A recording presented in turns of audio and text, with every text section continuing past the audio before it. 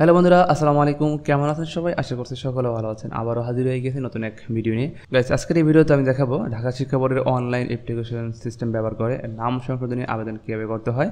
আর আজকের আবেদনটি 1992 সালের এসএসসি পাস করা শিক্ষার্থীর।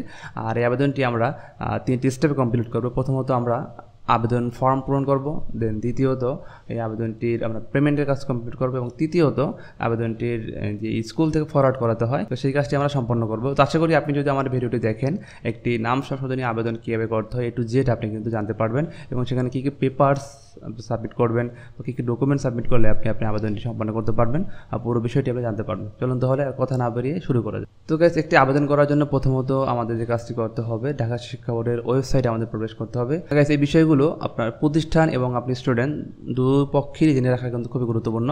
তো তার জন্য আমি ঢাকা শিক্ষা বোর্ডের ওয়েবসাইটে আসবো, আর এটা গুগলে বা আপনার কম্পিউটার অথবা ল্যাপটপে যে কোনো একটি ব্রাউজার আপনি সার্চ করে এখানে চলে আসবেন। যেহেতু আবেদনগুলো প্রতিষ্ঠান থেকেই করতে হয়, তাহলে এই আগে আপনাকে প্রতিষ্ঠানে গিয়ে এই আবেদনগুলো সম্পন্ন করাতে হয়। কিছু কিছু ক্ষেত্রে দেখা যায় অনেক প্রতিষ্ঠানে আবেদনগুলো করতে পারে না। তো আপনারা যদি আমার ভিডিওটি তাদের সাজেস্ট আকারে শেয়ার করতে পারেন, তাহলে তারা আবেদনগুলো খুব অনায়াসই করতে পারবে। তো অনলাইন অ্যাপ্লিকেশন এখানে একটি ক্লিক করবেন। এখানে একটি ক্লিক করার পর আপনার নাম ও বয়স সংশোধন এখানে ক্লিক করতে হবে।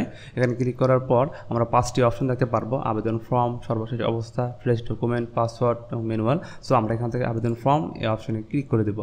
তো ক্লিক করে দেওয়ার পর এখন আমরা এই যে স্কুলের EIN নাম্বার এবং পাসওয়ার্ড এই দ্বারা লগ ইন করবো। আর এটা অবশ্যই আপনাকে প্রতিষ্ঠানে গিয়েই আবেদনটি করতে হবে, কেননা এই EIN নাম্বার এবং পাসওয়ার্ড এত স্টুডেন্ট হিসাবে পাওয়া পসিবল না থাকে, এবং তারাই আবেদনগুলো করে দেয়। তো আমরা সাইন ইন অপশনে ক্লিক করতে হবে। সাইন ইন অপশনে ক্লিক করার পর এখান থেকে আমাদেরকে যে কাজটি করতে হবে, পরীক্ষার নাম সিলেক্ট করতে হবে। তো আমার যে শিক্ষার্থী তিনি এসএসসি পাস করেছে আমাদের স্কুল থেকে, তার জন্য এসএসসি সিলেক্ট করব।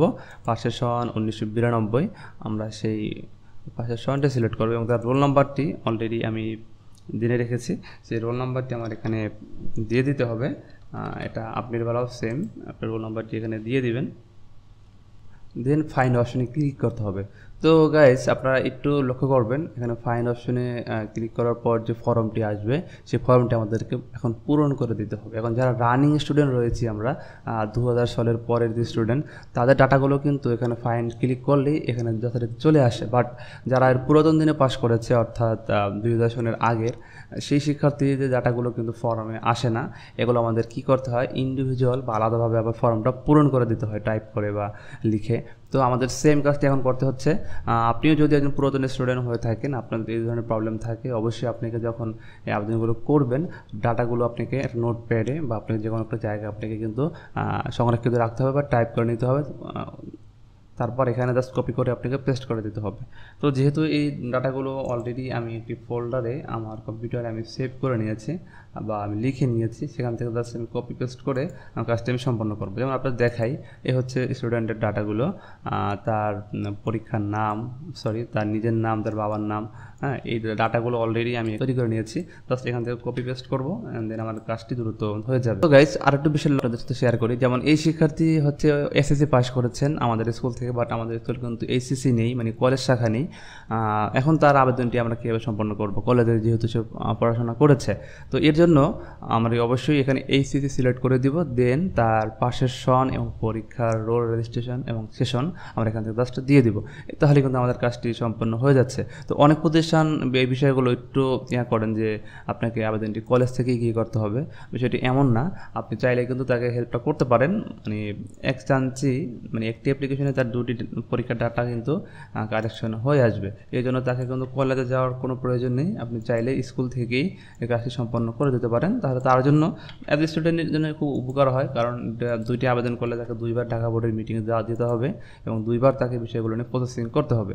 তো তাই জন্য বলবো আমি যে আপনারা যখন আবেদনটি করে দিবেন বা আপনি শিক্ষার্থীকে প্রশ্ন করবেন তার এসএসসি বা এইচএসসি অন্য আরও কোনো পরীক্ষার রয়েছে কিনা, তাহলে কি হবে, তার কাজটি একবারে সম্পন্ন করতে পারবে। অনেকে আছেন এই বিষয়গুলো জানেন না, তবে এগুলো জানা রাখা খুবই গুরুত্বপূর্ণ যে একটি অ্যাপ্লিকেশনে একাধিক পরীক্ষার ডাটা সংশোধন করা যায়। যেমন এখানে একটি বিষয় দেখুন, একই আবেদনে জিএসসি, এসএসসি, এইচএসসি পরীক্ষার তথ্য সংশোধন করতে হবে, তাদের জন্য যা প্রযোজ্য। একজনের জন্য একাধিক আবেদন করা যাবে না। তো অবশ্যই খেয়াল রাখবেন, আপনি যখন নাম কারেকশনের অ্যাপ্লিকেশন করবেন, একটি আবেদনের ভিতরে আপনার জিএসসি, এসএসসি, এইচএসসি সব ডাটা দিয়ে আপনি আবেদনটি সাবমিট করবেন। রাইট। সো আমরা এখান থেকে পরীক্ষার যেই স্টুডেন্ট, তার জন্ম তারিখটা আমাদের দিতে হবে। অলরেডি আমি জেনে রেখেছি, তার জন্ম তারিখ, সেটা আমি এখান থেকে জাস্ট সিলেক্ট করে দেন আবেদনের কাজটি সম্পন্ন করে দিব। তারপর দেখুন আরেকটি বিষয় হচ্ছে সিলেক্ট ইনস্টিটিউট। এখানে যে কাজটি করতে হবে, মানে এখন তো আবেদনটি আমি আমার প্রতিষ্ঠান থেকে করছি, তাই আমার প্রতিষ্ঠানের EIN নাম্বারটি আমাকে এখানে দিতে হবে। EIN দিলে দেখুন আমার স্কুলের নামটি এখানে চলে আসছে, ওয়েস্টার্ন হাই স্কুল। সো এখানে এটা সিলেক্ট করে দিব। অ্যান্ড রেজাল্ট তার ছিল ফার্স্ট ডিভিশন, অর্থাৎ SSCতে। এখানে যে ডাটাগুলো আমরা পূরণ করছি এটা হচ্ছে SSCর, তাই আমি এখানে ফার্স্ট ডিভিশন অপশনটি সিলেক্ট করে দিলাম। এখন দেন স্টুডেন্ট তার যে ইনফরমেশনগুলো সংশোধন হবে আর কি, সেটা হচ্ছে বাবার নাম সংশোধন হবে। তার জন্য আমরা ফাদার্স এই অপশনটি সিলেক্ট করলাম। অ্যান্ড দেন এখান থেকে তার বাবার যে কারেকশনই হবে MD ইয়াকুব আলী মিয়া টুকু, এই অপশনটুকু আমরা কপি করব। কপি করার পর জাস্ট এখানে দিয়ে দিব। অর্থাৎ উপরে যে আমরা তথ্যগুলো দিলাম এটা হচ্ছে ভুল ইনফরমেশন দিয়েছি, এবং যেটা কারেকশন হবে সেটা আমি এখানে দিয়েছি। দেখুন আমি যখন নোটপ্যাডে সেভাবে লিখে নিয়েছি, এটা হচ্ছে তার ভুল ইনফরমেশন, যেটা হবে এটা হলো এই ইনফরমেশনটি এবং তার পরীক্ষার রোল, রেজিস্ট্রেশন নাম্বার। তো এটা দেওয়ার পর আমাদের এখান থেকে স্টুডেন্ট তার জন্ম সনদ আমাদেরকে দিতে হবে, যেটা অলরেডি আমি আমার ডেস্কটপে একটি ফোল্ডারে তৈরি করে নিয়েছি। এটা হচ্ছে ডেট অফ বার্থ। সো এটা আমি এখানে দিয়ে দিলাম।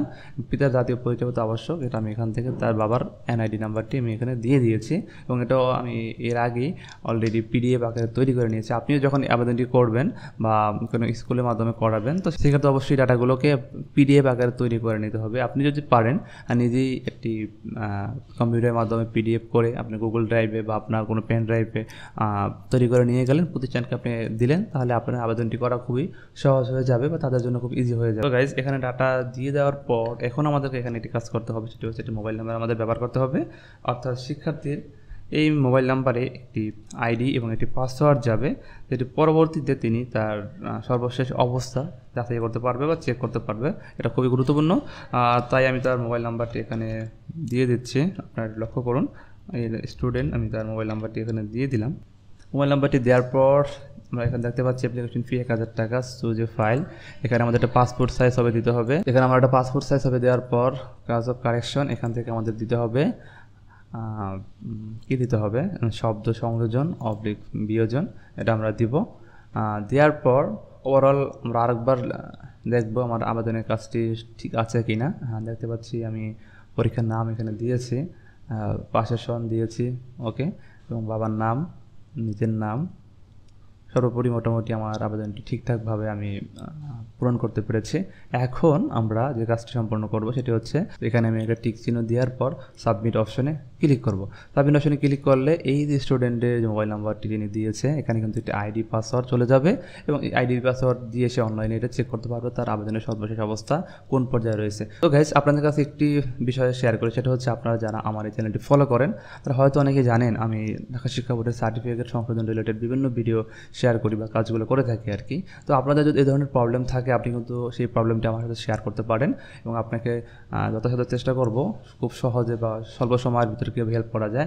যেমন আমি সার্টিফিকেট হারানো, marksheet, admit registration card, fresh copy, এই ডকুমেন্টগুলো খুব দ্রুত সময়ের ভিতরে কীভাবে অনলাইন থেকে আবেদন করার মাধ্যমে বোর্ড থেকে তুলতে হয়, এই বিষয়গুলো শেয়ার করি এবং এই কাজগুলো করে দিই যাদের খুব ইমিডিয়েটলি প্রয়োজন হয়, যেমন রেজিস্ট্রেশন কার্ড, মার্কশিট, সার্টিফিকেট, প্রবেশপত্র, বিশেষ করে ভার্সিটি ভর্তির জন্য রেজিস্ট্রেশন কার্ড হারিয়ে যায়। তো এই কাজগুলো আমি দ্রুত করে দিই। থানায় জিডি বলেন, পেপারে অ্যাড বলেন, অনলাইন অ্যাপ্লিকেশন বোর্ড থেকে কালেক্ট করা সম্পূর্ণ কাজগুলো আমি দায়িত্ব করে দেন স্টুডেন্ট তার অ্যাড্রেসে বা তার সরাসরি আমার থেকে নিয়ে যায়।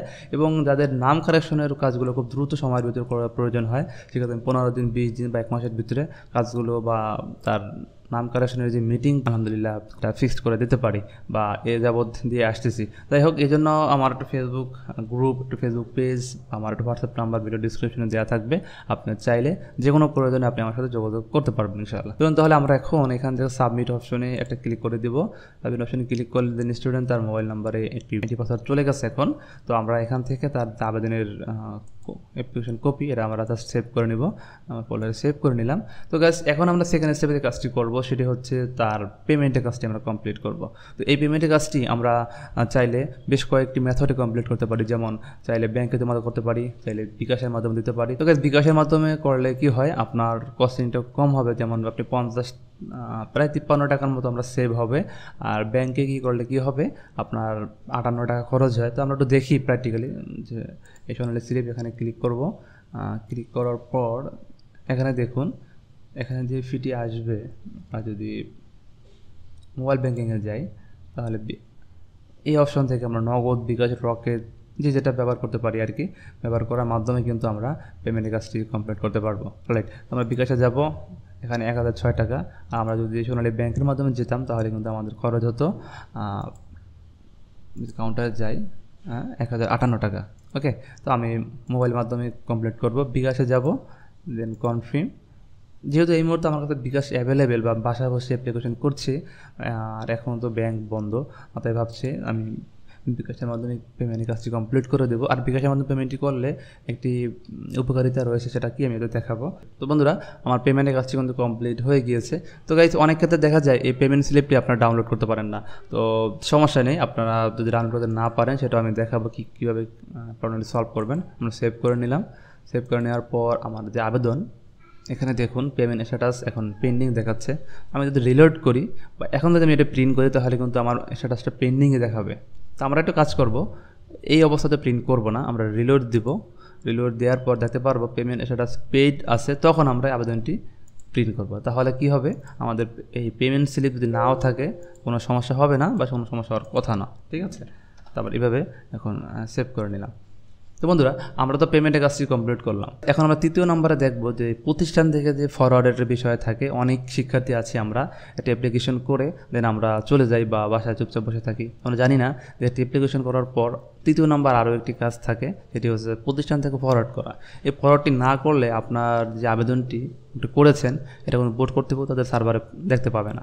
আর এটা করার জন্য অবশ্যই আপনাকে নিজ দায়িত্বে প্রতিষ্ঠান থেকে ফরওয়ার্ড করে নিতে হবে। আর আমরা এটাও দেখব যে বিকাশ থেকে পেমেন্ট করলে আসলে আমাদের ক্রেডিটটা কী। চলুন আমরা স্কুলের সার্ভারে প্রবেশ করবো এখন। আর তার জন্য আমি ঢাকা বোর্ডের ওয়েবসাইটে আসলাম। এখান থেকে ইসেফ এই অপশনে আসবো, দেন এখান থেকে আমাদের আইডি পাসওয়ার্ড দিয়ে আমরা প্রবেশ করব। প্রবেশ করার পর এমন একটি প্যানেল দেখা যায়। সো এখান থেকে নেম এই অ্যাপ্লিকেশন ভিউ ফরওয়ার্ড, এখানে আমরা ক্লিক করতে হবে। ক্লিক করার পর গাইজ দেখতে পাচ্ছেন মোহাম্মদ রাজিব বিন ইয়াকুব আবেদন কিন্তু অলরেডি চলে আসছে।